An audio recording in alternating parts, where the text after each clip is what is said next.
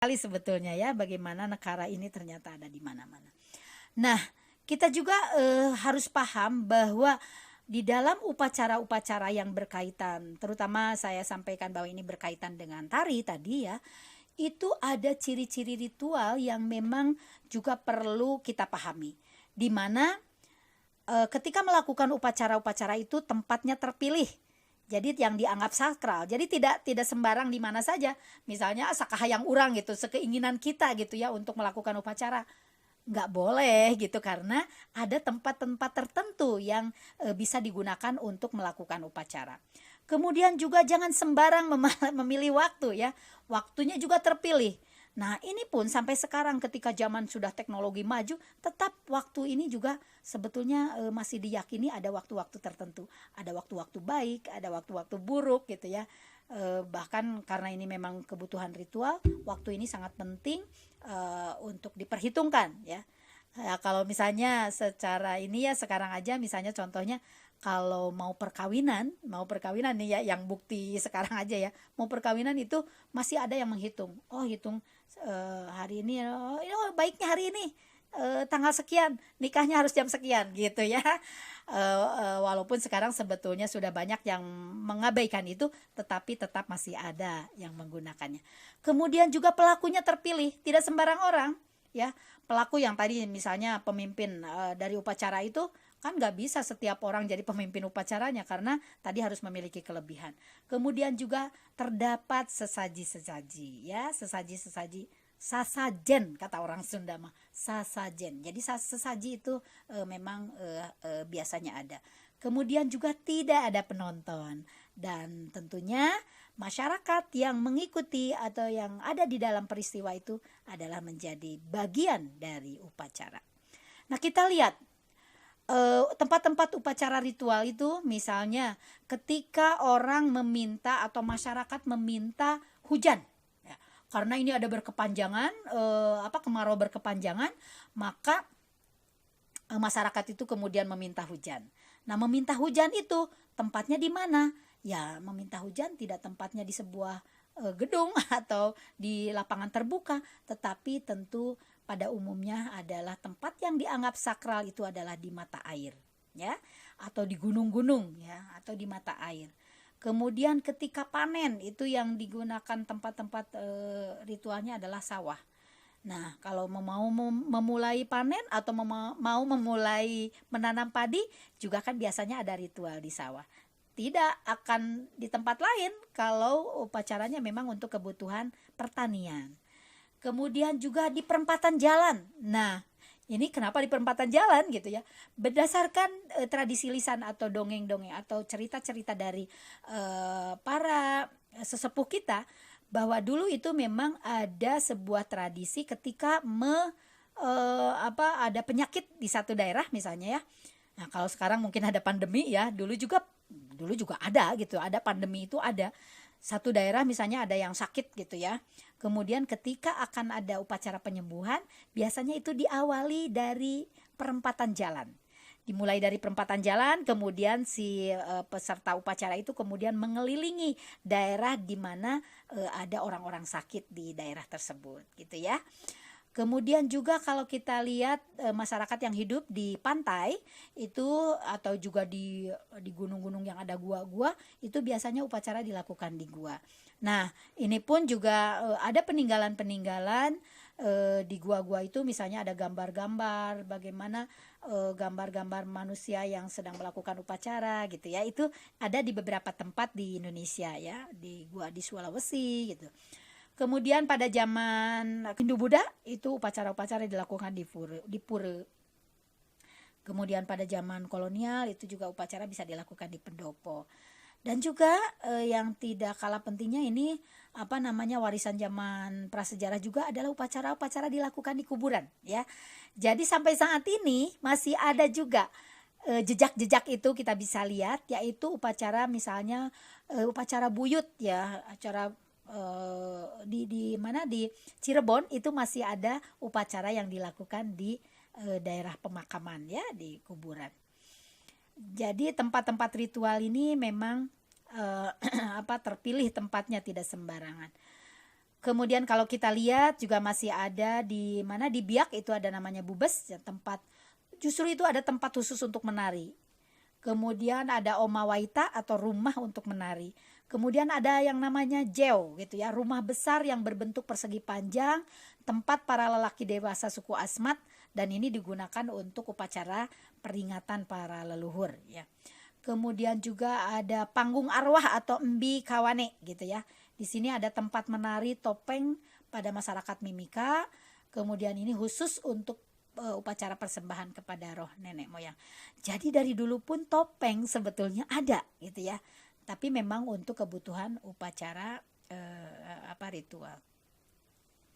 Kemudian tempat-tempat ritual gitu ya. Juga kita yang dianggap dulu itu ada ditempati oleh roh nenek moyang, misalnya batu-batu besar gitu ya, atau di gunung. Makanya kita kan melihat kalau ada tempat-tempat upacara itu pada umumnya berada di dataran tinggi, berada di gunung. Misalnya yang terdekat saja bisa kita lihat adalah di Gunung Padang misalnya, kita bisa melihat bagaimana tempat ritual itu dilakukan gitu ya.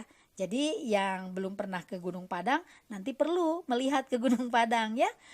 Oke, kita lihat ada tempat-tempat yang dianggap dihuni oleh para nenek moyang adalah menhir. Menhir ini adalah tugu batu tempat pemujaan roh nenek moyang. Kemudian ada waruga, yaitu kubur batu yang berbentuk kubus atau bulat. Kemudian ada dolmen gitu, yaitu meja batu tempat meletakkan sesaji yang dipersembahkan kepada roh nenek moyang. Kemudian juga ada punden berudak-undak, ada sarkofagus, kemudian ada kubur batu, ada arca. Nah, ada patung-patung yang dianggap itu juga dihuni oleh roh nenek moyang ya. Kita bisa melihat nanti gambarnya. Nah, seperti ini. Jadi, nih kita lihat ya, di Toraja ya. Di Toraja masih ada kita bisa masih melihat bukti-bukti prasejarah itu dengan adanya menhir. Menhir ini tugu-tugu batu tempat pemujaan terhadap roh nenek moyang. Ya mudah-mudahan nanti yang belum pernah ke Toraja, siapa tahu bisa ke Toraja dan bisa melihat bukti-bukti ini. Dan kalau dulu datang ke sana kan untuk upacara, untuk persembahan, untuk pemujaan, karena di sana diyakini ada roh nenek moyangnya. Tapi kalau sekarang berbeda, kalau datang ke sana pasti untuk selfie, ya kan? Ya jadi memang berbeda fungsi ya, berbeda fungsi. Kalau dulu memang untuk upacara, kalau sekarang yang datang ke sana berpariwisata itu adalah untuk selfie, untuk berfoto-foto ya. Tapi inilah bukti otentik tentang zaman batu, zaman dulu, zaman prasejarah, yang dimana di sana ada diyakini ada roh-roh nenek moyang yang menempati batu-batu tersebut. Kemudian ini ada waruga atau kuburan batu ya, di Sulawesi juga masih ada ini. Jadi kuburan batu ini adalah kuburan-kuburan manusia yang dianggap juga roh-rohnya itu tetap hidup, sehingga ketika datang ke sana ada permintaan-permintaan gitu ya, meminta bantuan-bantuan atau apapun keinginannya, biasanya itu juga dilakukan di sana. Kemudian ini ada dolmen ya. Ada juga dolmen. Dolmen ini tadi sudah disampaikan bahwa ini sebetulnya tempat untuk menyimpan sesaji ya. Tapi kadang-kala pula menurut cerita ada juga bisa digunakan untuk ke tempat bersemedi ya. Kalau saya lihat juga di Gunung Padang ya, saya merasakan juga pernah duduk di dolmen ini. Jadi ketika duduk di situ memang kalau konsentrasi, mungkin apalagi ini ada di atas gunung gitu ya, di gunung, di puncak gunung gitu ya. Ketika melihat ke kiri, ke kanan, ke depan itu gunung gede, di depan itu gunung gede ya. Kemudian ketika duduk di situ, apalagi kalau malam hari gitu ya, malam hari ketika sinar bulan terang bulan gitu ya, ketika terang bulan maka sangat terasa sekali bagaimana energi kekuatan dari energi dari kekuatan yang dianggap memiliki energi kuat gitu ya. Nah, juga yang anehnya ya, kan ini dulu zaman batu ya. Ternyata di beberapa tempat di luar negeri pun sama, ada bentuk-bentuk semacam ini. Itulah yang kadang-kadang tidak di luar akal, di luar nalar kita, tetapi yang namanya budaya memang ada kesamaan-kesamaan. walaupun tempatnya jauh gitu. Nah, ini beberapa contoh tentang tempat-tempat ritual. Ada geodisut yang tadi saya sampaikan, ini gambar-gambarnya. Kemudian juga tadi waktu ritual ya, waktu ritual itu ada purnama kapat, kemudian ada itu namanya bulan purnama keempat ya, kemudian ada sebelum menanam padi, saat setelah panen, kemudian saat kemarau panjang, saat datangnya penyakit, seperti yang tadi saya katakan. Karena di luar negeri pun sama, ketika ada tarian-tarian itu yang untuk juga penyembuhan gitu ya. Sama ada untuk kematian, untuk kelahiran, untuk penyembuhan, itu sama seperti tadi yang sudah saya jelaskan. Kemudian juga kembali kepada para pelaku ritual, bahwa yang menjadi pelaku di sana adalah komunal, di mana ini adalah untuk kebutuhan masyarakat umum. Kemudian semua yang hadir di sana adalah peserta, dan ada pemimpin upacara tadi sudah saya katakan, dan juga kemudian tidak sembarangan orangnya ya. Ada yang harus orang-orang yang dianggap suci. Nah, ini juga contoh-contoh bagaimana ada sesaji-sesaji yang tadi saya sampaikan, bahwa salah satu cirinya adalah ada sesaji. Kemudian juga sesaji-saji ini, kalau foto-foto dari sini adalah sesaji kekinian ya. Jadi ini sudah modern sesajinya. Mungkin yang dulu-dulu itu juga sederhana ya. Tapi kalau sekarang kan ada rokok, ada segala macam gitu ya. Ketika sudah ada perkembangan zaman, maka sesaji pun semakin lengkap gitu ya. Kemudian ini juga contoh-contoh sesaji. Nah, ini yang tadi saya katakan bahwa di dalam ada ciri-ciri khas tertentu di mana upacara itu melakukan melingkar. Nah, inilah contohnya ya. Jadi upacara kematian Rantu Bolo di Toraja itu sampai sekarang pun masih ada, dan upacara kematian ini memang sangat mewah gitu ya. Kalau kita kalau kita melihat secara langsung, dan kebetulan pernah Ibu melihat ke sana, pernah saya melihat ke sana ya, bagaimana upacara Rantu Bolo ini di Toraja sangat luar biasa gitu. Di mana ada upacara kematian tapi juga menjadi pesta gitu ya, pesta upacara kematian. Dan bahkan bisa menghabiskan ratusan juta rupiah begitu ya. Tapi mereka memang ini sebuah tradisi yang turun-temurun yang sampai saat ini dilakukan oleh masyarakat. Dan ini sebagai bukti bahwa apa yang tadi dicontohkan, sisa-sisa atau jejak-jejak pada tarian pada masa prasejarah atau ritual pada masa prasejarah, ini kita bisa melihat pada masa sekarang. Kemudian juga ini ada upacara tiwa di masyarakat suku Dayak ya. Sama, ini juga sebetulnya udah kekinian tuh, bajunya juga udah modern ya, tetapi tetap di tengahnya mayatnya ada di tengah, kemudian ada tarian dikelilingi, kemudian ada juga nyanyian-nyanyian atau ada mantra-mantra yang diucapkan. Ini juga upacara kematian dan perburuan di Irian ya. Ini luar biasa sekali. Dan ini adalah mereka sedang dalam upacara itu, kemudian mereka memasak daging ya, memasak daging dengan dikubur ya, dengan masaknya itu dengan batu gitu ya, dengan batu panas. Itu yang namanya enak sekali ya. Karena saya pernah merasakan daging rusa gitu, daging rusa yang dimasak seperti itu. Waktu saya ke Merauke itu saya mencoba itu, dan enak sekali dagingnya ya. Nah, kemudian ini contoh-contoh dari gambar-gambar sebagai sisa-sisa masa prasejarah. Kemudian juga ini upacara di suku Dayak, dan kemudian ini juga ada upacara kematian dalam masyarakat Batak ya. Dan ini sampai sekarang juga ada, ini juga ada upacara pernikahan gitu ya.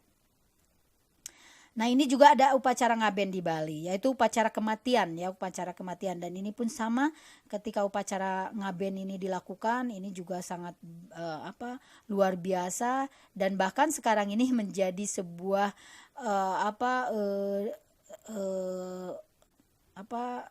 konsumsi budaya ya. Jadi konsumsi pariwisata, di mana upacara ngaben ini menjadi daya tarik yang sangat luar biasa ya, di mana-mana ya sekarang, baik tadi di Toraja, kemudian di Kalimantan, kemudian ini di Bali. Ini menjadi daya tarik bagi wisatawan untuk melihat bagaimana kebesaran atau bagaimana pelaksanaan upacara-upacara kematian di beberapa daerah gitu ya.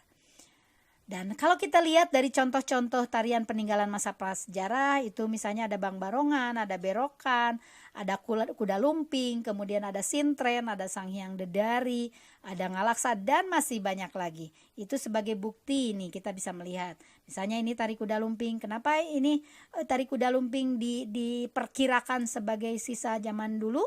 Karena memang ini ada semacam memanggil roh-roh. Ini bahkan roh-roh binatang ya, roh binatang yang katanya masuk ke orang-orang yang melakukan tarian kuda kepang. Kemudian juga ini upacara panen atau ronggeng lisung di Citorek ya, di mana mereka setelah panen melakukan upacara. Dan ini juga upacara Ngalaksa di Sumedang. Ini juga sebagai bukti bahwa ini ada keyakinan bahwa upacara setelah panen ini sangat penting untuk dilakukan. Ini bisa kita lihat contohnya. Dan kemudian ada tarian yang tadi saya katakan bahwa kalau di Bali bahwa orang-orang yang dianggap suci adalah anak-anak di bawah umur ya, di bawah umur 9 tahun atau yang belum menstruasi. Maka kita lihat tarian Sanghyang Dedari ini memang ketika melihat itu seperti kesurupan gitu ya. Nah, ini juga tarian berburu di Irian. Kemudian ini tari hudok di Kalimantan, sampai sekarang pun itu masih sering dipertunjukkan atau ada saja pertunjukan-pertunjukan yang hudok. Tapi memang nanti ada perubahan-perubahan gitu ya. Kalau dulu misalnya hanya daun-daun saja atau hanya bulu-bulu saja. Kalau sekarang ketika sudah ada perkembangan, ada kain, ada aksesoris apa ya, semakin melengkapi dari aksesoris yang pernah ada dulu dari kesederhanaan kemudian menjadi kemewahan gitu ya. Nah, itu saja yang bisa saya sampaikan. Terima kasih. Semoga apa yang tadi saya sampaikan bisa bermanfaat. Tidak hanya untuk mahasiswa jurusan tari di ISBI Bandung, tetapi saya yakin bagi masyarakat luas yang membutuhkan tentang informasi-informasi tentang sejarah tari pada masa prasejarah, mudah-mudahan itu bisa bermanfaat. Demikian, terima kasih. Wassalamualaikum warahmatullahi wabarakatuh.